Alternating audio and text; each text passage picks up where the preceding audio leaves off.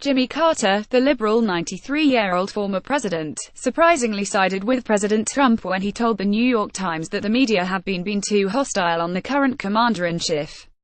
"I think the media have been harder on Trump than any other president certainly that I've known about," Carter told the New York Times columnist Maureen Dowd. The 39th president served one term from 1977 to 1981. Carter added that he thought the media feel free to claim that Trump is mentally deranged and everything else without hesitation. The former president also pushed back on accusations of Russian collusion in the 2016 presidential election, saying, "I don't think there's any evidence that what the Russians did changed enough votes, or any votes."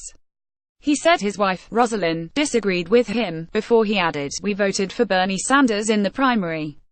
Carter also doesn't believe the current president's America First strategy is out of step with the larger world, spoiling international relations. "Well, he might be escalating it, but I think that precedes Trump," he told The Times.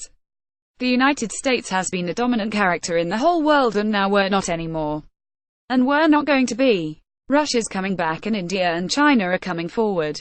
Carter also said he's willing to go to North Korea on a diplomatic mission amid the escalating tensions over nuclear weapons.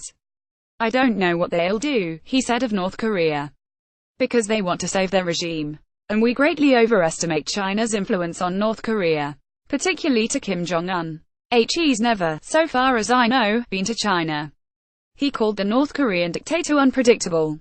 In September, Carter expressed optimism that Trump might break a legislative logjam with his 6-month deadline for Congress to address the immigration status of 800,000-plus U.S. residents who were brought to the country illegally as children.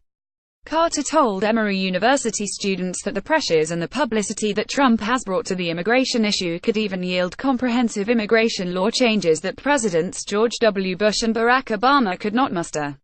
He blamed both major parties for an inability to pass any major immigration law overhaul since the 1986 law signed by President Ronald Reagan. "I don't see that as a hopeless cause," Carter said. He added that Trump's critics, including himself, have to give him credit when he does some things that are not as bad as they are depicted.